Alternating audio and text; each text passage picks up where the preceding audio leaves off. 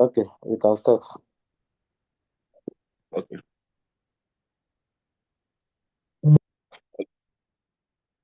Hello, good morning, students. My name remains Ajibola Maruf Surakat from the Department of Philosophy, Olabisi Normal University.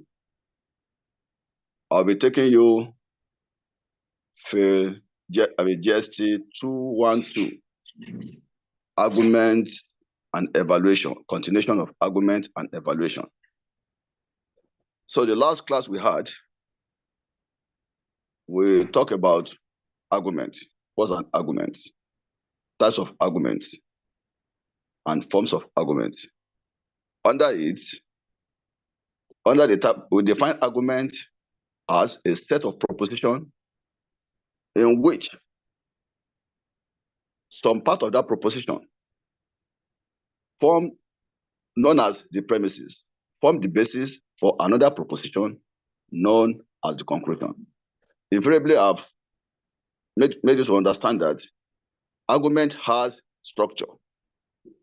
And the structure of an argument is that it moves from premises to conclusion. I actually told you about the elements of arguments, warrant, backing, and other things like that. So we were unable to conclude that. So, okay, we moved from there to forms of argument, simple argument, and complex argument. Then from there, we talk about types of argument, deductive argument, and inductive argument. We were able to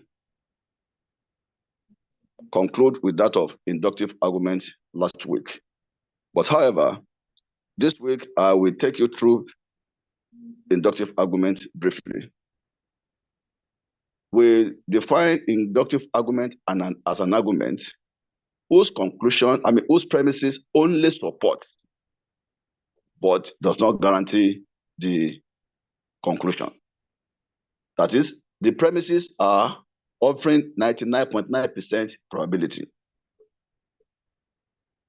So, meaning that the information, the conclusion we give to us might not come from the premises. That is the implication. And I also talk about types, okay, we did not talk about types of arguments, types of inductive arguments. So today, I will take you through types of inductive arguments. We have two types. Remember, don't make mistake about this. When we are talking about types of arguments, that's when we talk about inductive arguments and deductive arguments. Now, I want to state briefly about types of inductive arguments. Then also remember, before going there, also remember that I said inductive argument can be classified as either weak or strong, bad or poor, depending on the number of evidences in support of the conclusion. The inductive argument, once it is faulted, that means it is no longer used. And scientists make use of this type of argument, inductive argument. So while we are talking about types of arguments, types of inductive arguments, we have two types of inductive arguments. One, the one that move from general to particular. That is the structure of the argument. The structure of the argument that move from premises. The premises are general premises, and the conclusion will be particular conclusion. For instance,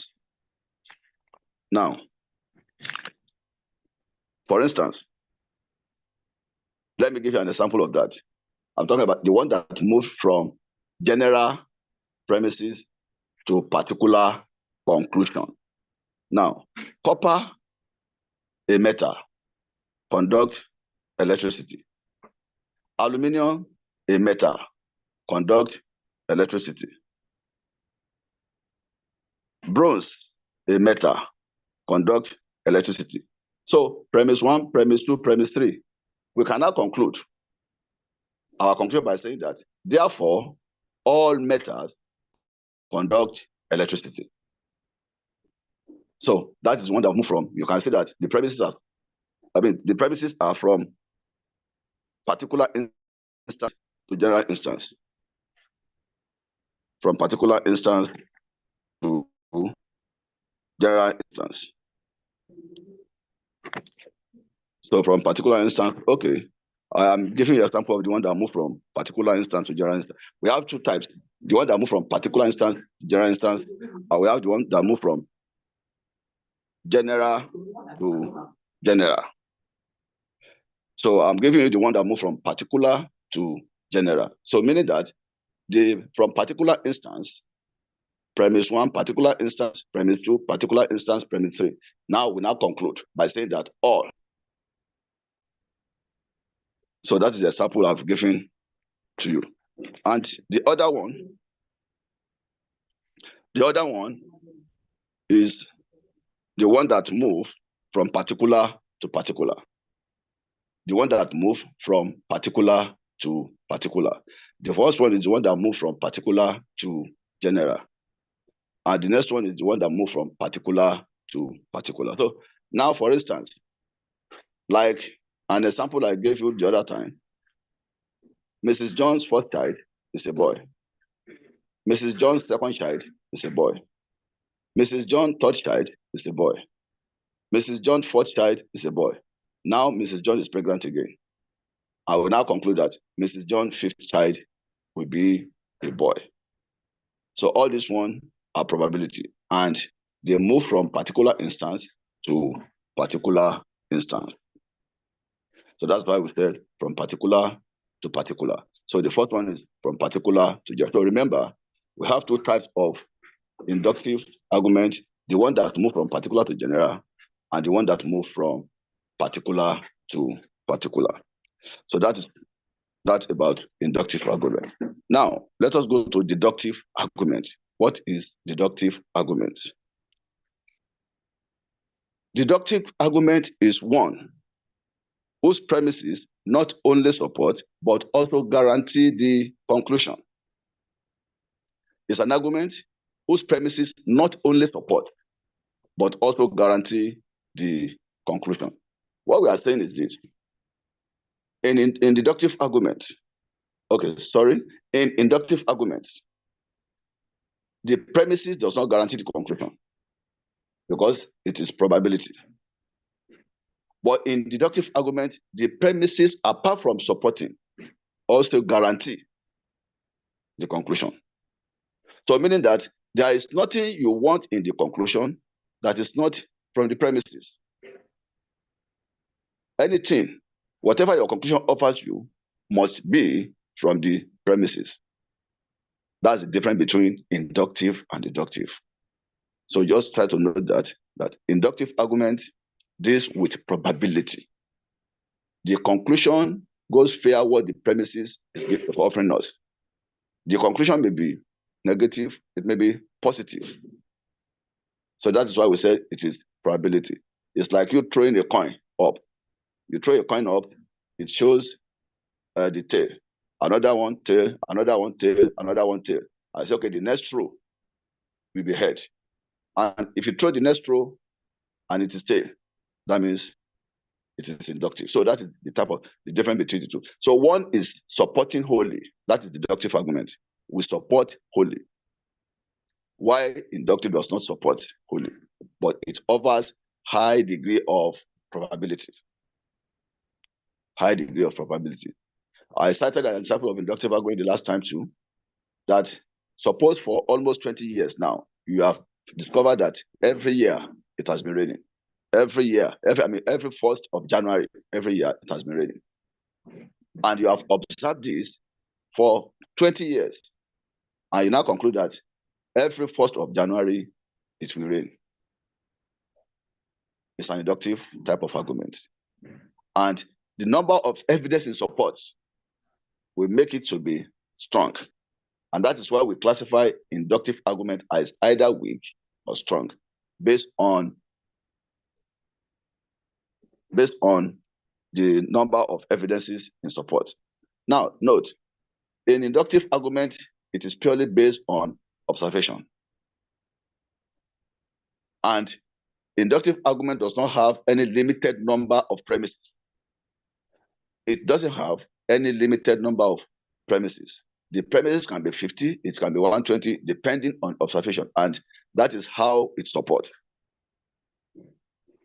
But for deductive argument now, the deductive argument moves from two premises to conclusion. It moves from two premises to conclusion. So there is nothing new in the conclusion of deductive argument, nothing new. And that is why we said it offers certainty. Deductive argument offers certainty. It offers certainty. So another way of putting it is to claim that a deductive argument is valid. Is valid. Meaning that the conclusion is drawn from the premises. We are still going to that now. We are still going to that. We will look at valid and invalid deductive arguments. We will look at sound and unsound deductive arguments. So once we classify inductive as weak or strong, bad or poor. Now we classify deductive argument as valid, invalid, sound, unsound. So note that the difference between the two. So note the difference between the two. Now,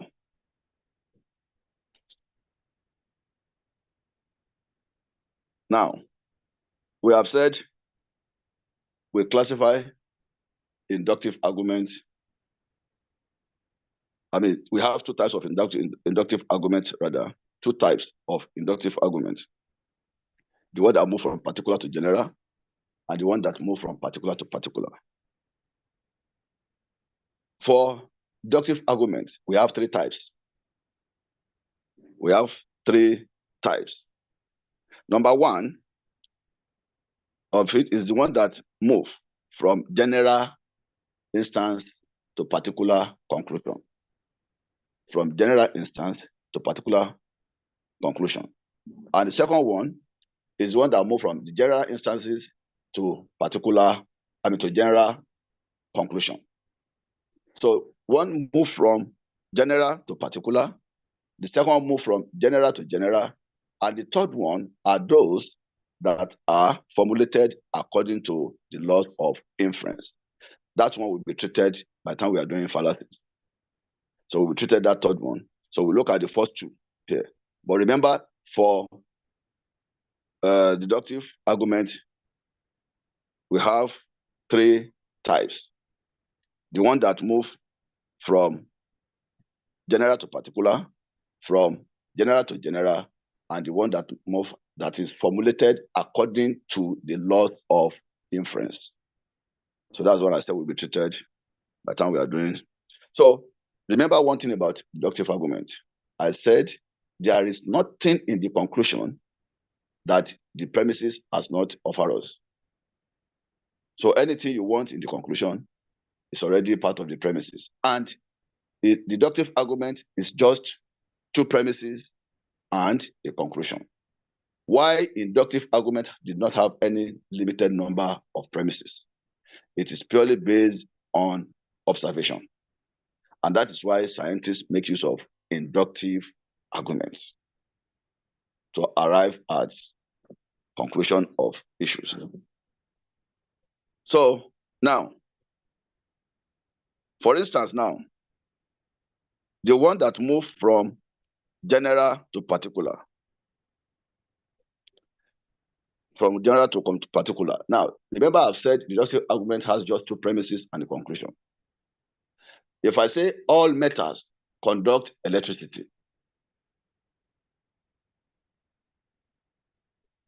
copper is a metal. Our conclusion will simply say that, therefore, copper conducts electricity.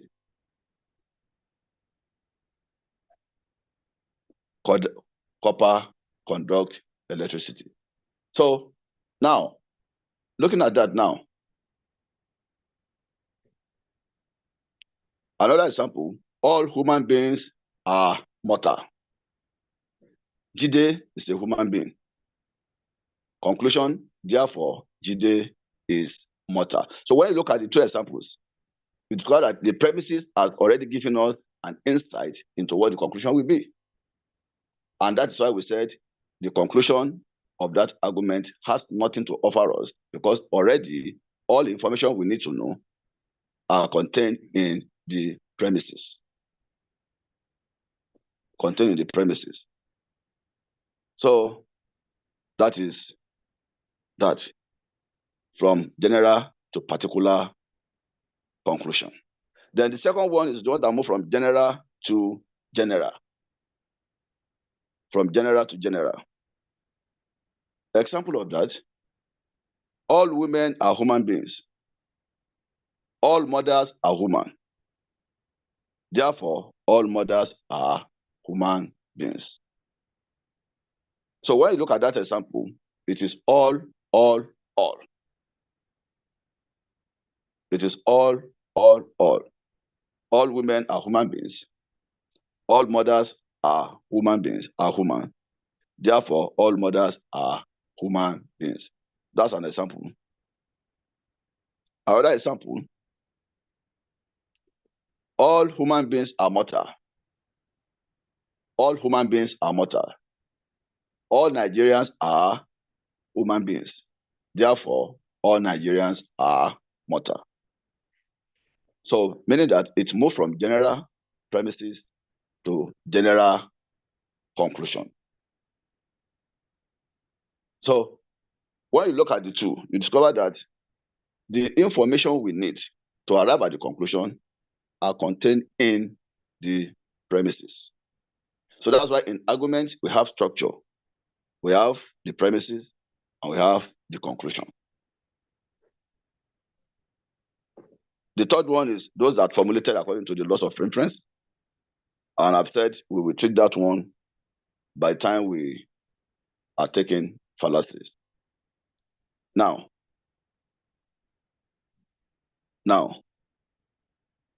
let us look at valid arguments and invalid arguments. Valid arguments and invalid arguments. Now, what is valid argument in deductive argument? Now, a deductive argument is valid if its conclusion is drawn or follow from the premises. If its conclusion is drawn or follows from its premises. The two examples I've given to you they are valid arguments. Valid deductive argument because the conclusion are drawn from the premises. That is what we say it is valid. So they are valid. Now, again,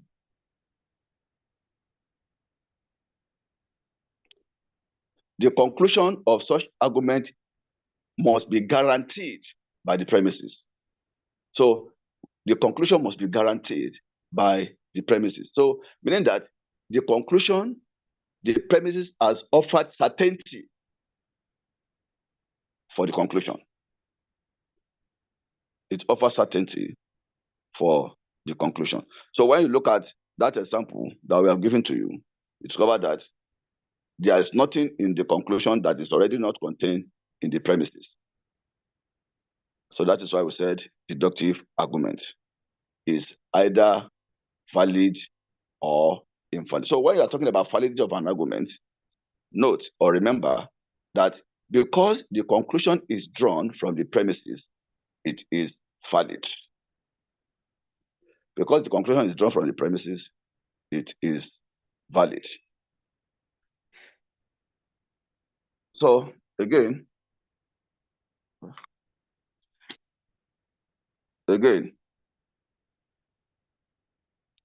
now when you are talking about invalid arguments, now in invalid arguments, the structure of the argument is faulty, meaning that the conclusion is not drawn directly from the premises, or meaning that one of the premises is wrong. And that is why we said it is invalid. Invalid, remember the first one, valid. Validity means the two premises give support to the conclusion. That is validity. The two premises, premise one, premise two, give support to the conclusion. It is valid. But talk of invalid, it means that the two premises, one of the premises may not give support to the conclusion. So that may render the argument invalid. So note, an invalid argument is a deductive argument. An invalid argument is a deductive argument.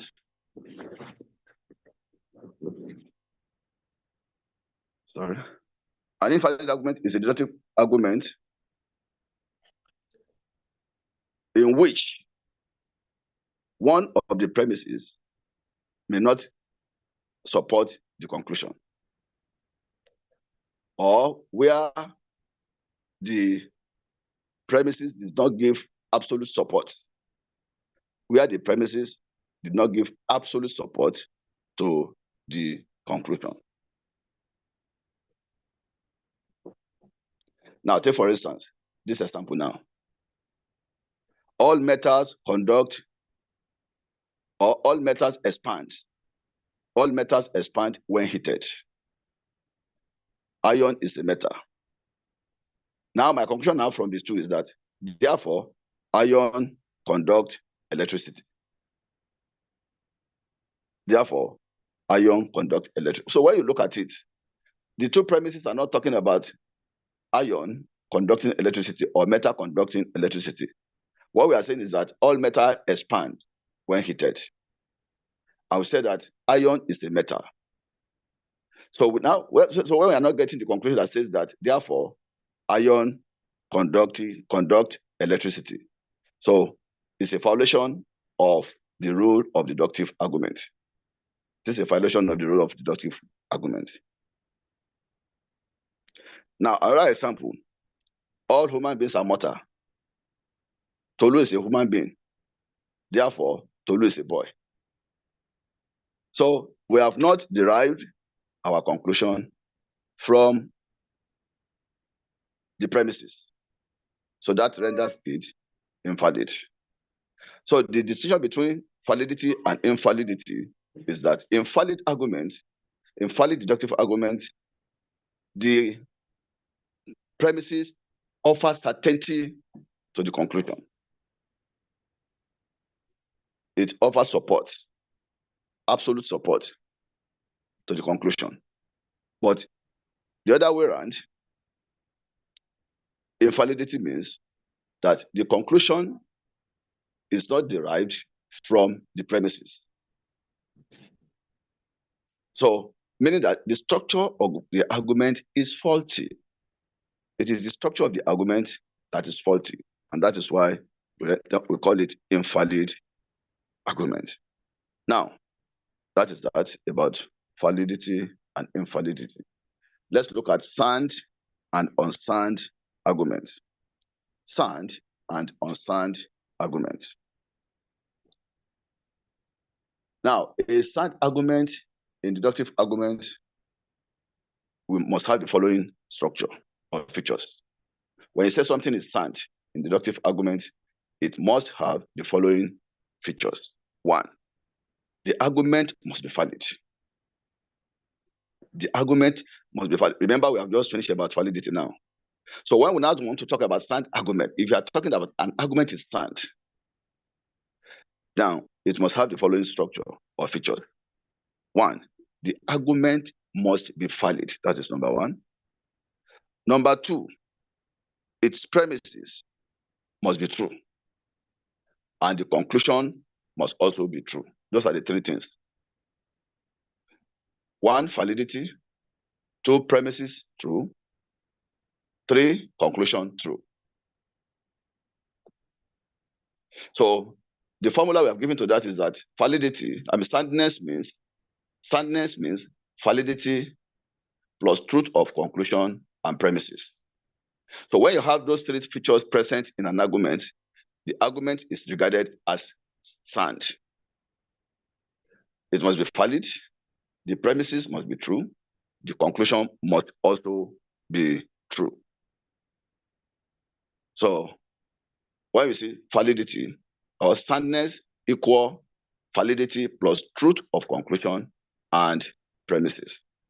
So that is what makes an argument sound. Now, we will check some examples. Now, one of the examples is all women are mothers. All women are mothers.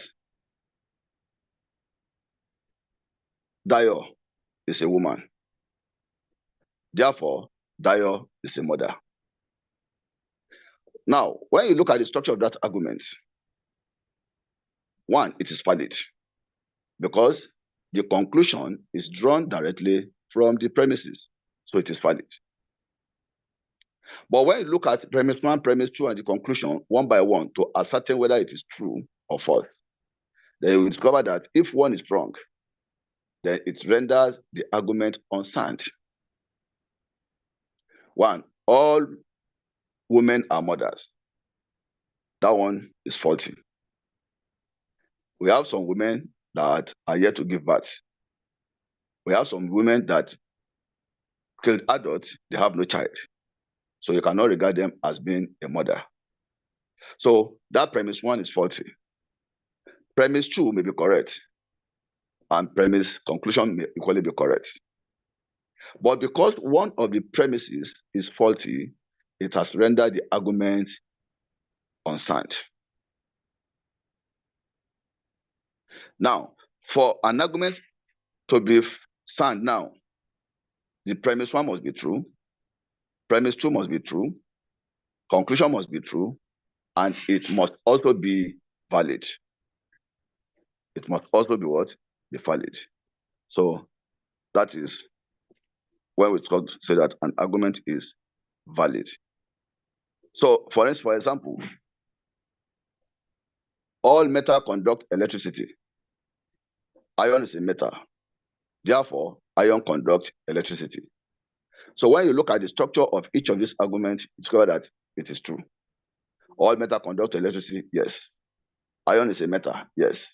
Conclusion, therefore, iron conduct electricity, yes. So the conclusion, the premises and the conclusion offer certainty. And the premises are true, the conclusion is also true. Unlike the first example I gave to you, all women are mothers, Dio is a mother, therefore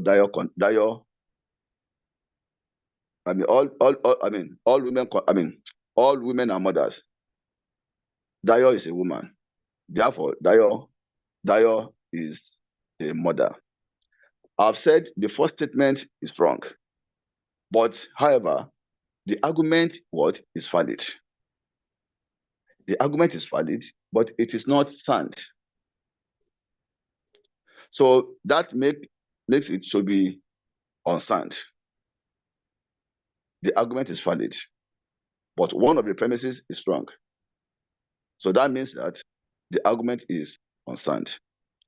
For any argument to be sound, don't forget the three features. It must be valid, one. The premises must be true, and the conclusion must also be true. So that is valid. Remember the difference between valid argument and invalid argument. Remember the difference between sound argument and unsound argument. Sound argument and unsound argument. So remember the difference between those ones. So, for instance, another example, all rats are cats. All cats are dogs. Therefore, all rats are dogs. Now, when you look at it, the argument is valid, but all the premises are false. The premises and the conclusion, they are false.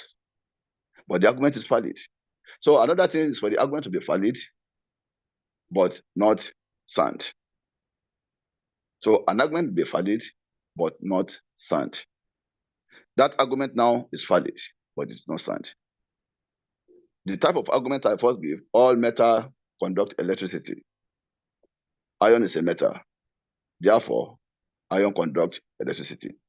They are sound, they are valid and equally sound. So valid and sound. Valid but not sound.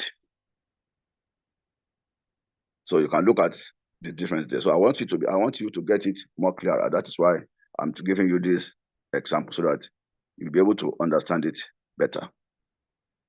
So that is that about soundness of arguments and unsoundness of arguments. And I'll give you an example of sound arguments and example of unsound arguments. Remember, an argument can be valid but not sound.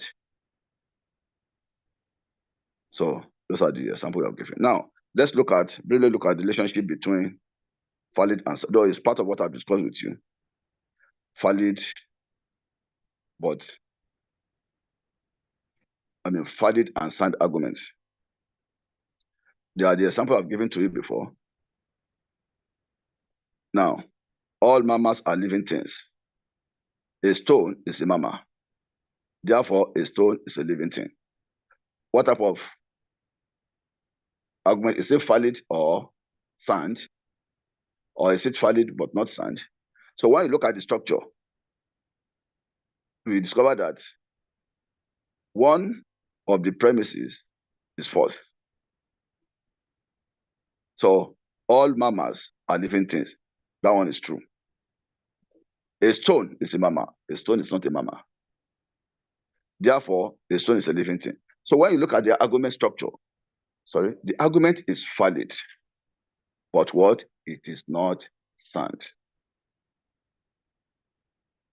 The argument is valid, but it is not, because the conclusion is derived from the premises. So it is valid, but not sound. Again, all ooids are human. All humans are mortal. Therefore, all ooids are mortal. So when you look at each of these, the premise true, conclusion true, and it's also valid. So what we are saying is that an argument can be valid but not sound. An argument can be sound when all the premises are true. And it is also valid. That is when you refer to it as being sound. So another example is the relationship between invalid and unsound arguments.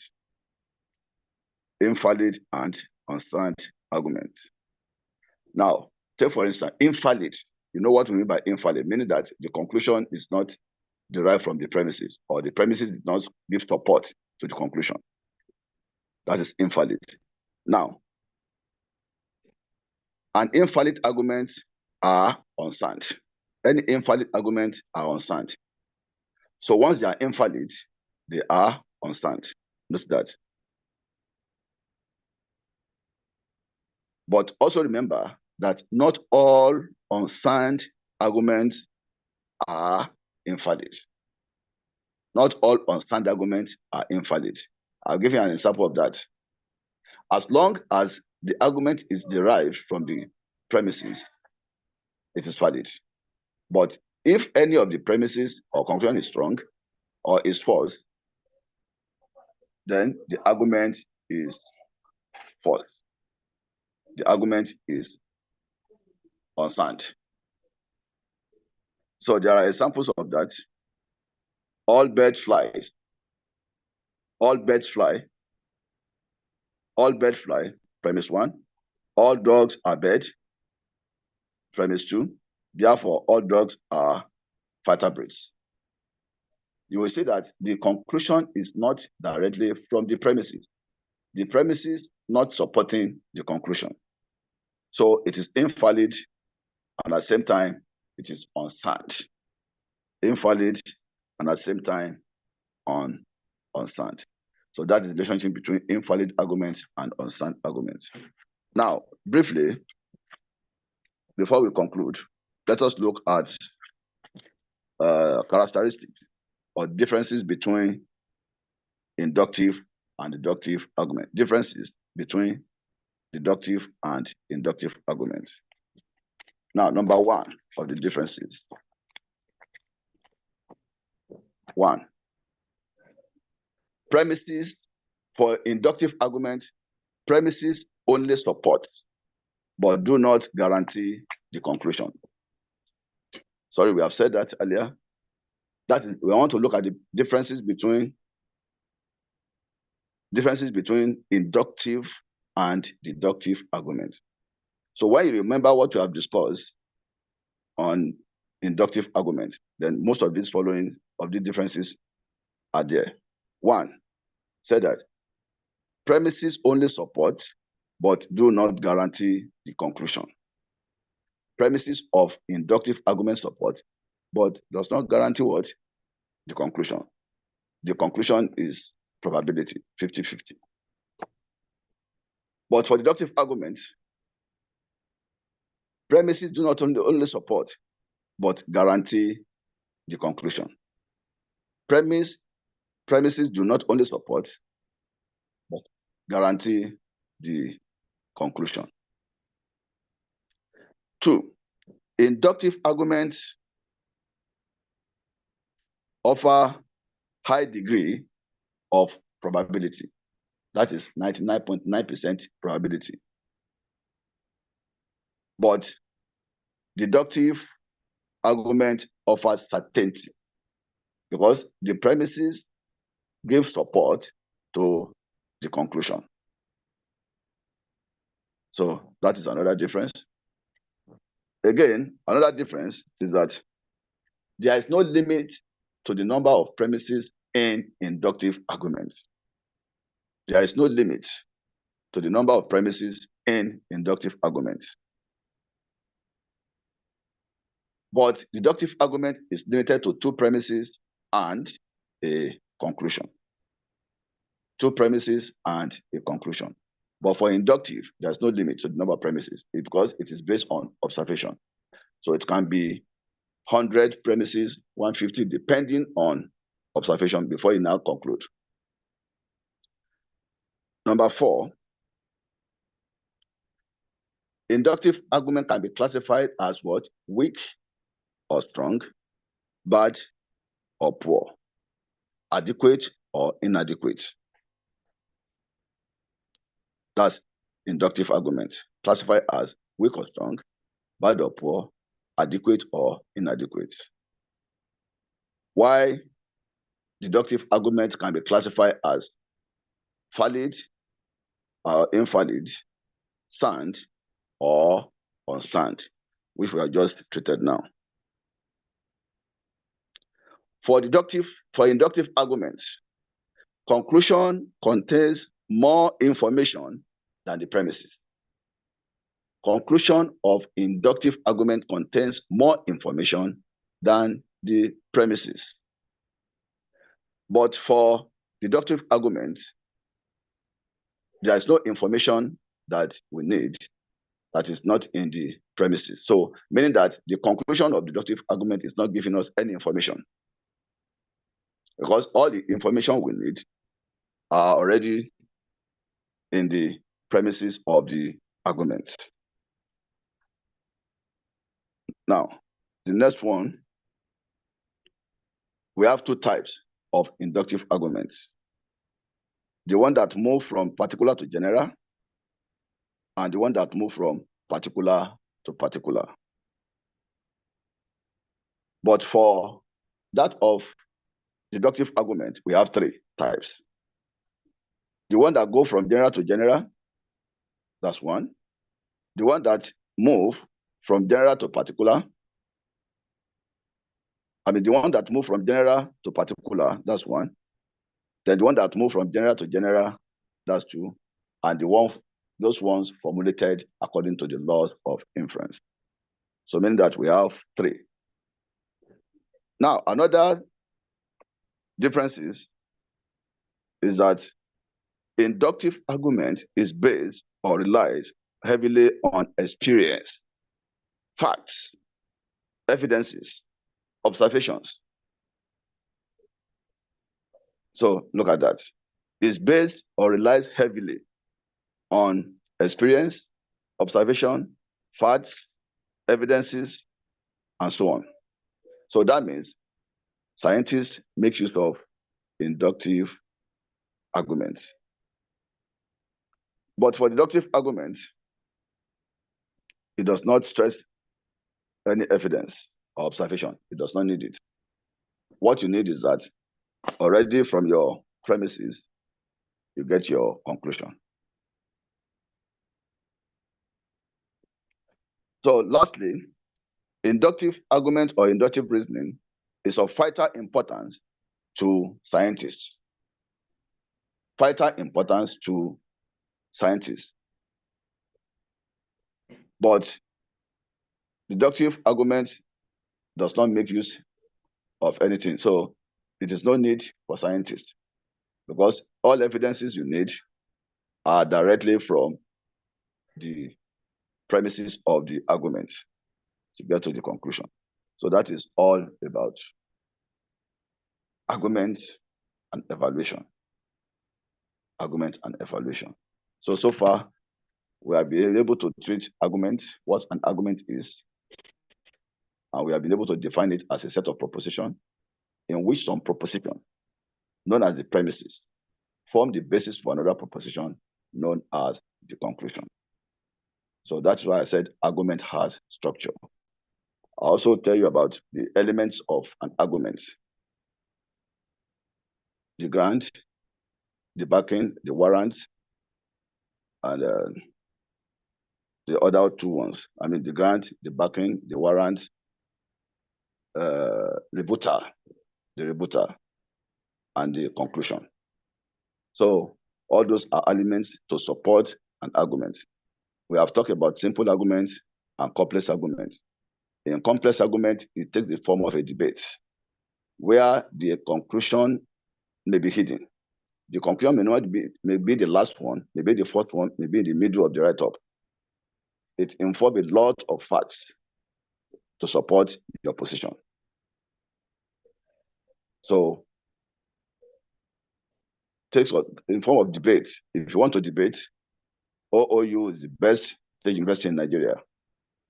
Put it into it. So that means there are evidences you need to gather and support with meaning or sub-evidence for your premises. So that's why we say it is complex. And we have inductive and deductive arguments. So those ones we have treated and we have been able to arrive at a reasonable solution. So by next week, by the grace of God, we will continue with statement and exposition. Statement and exposition.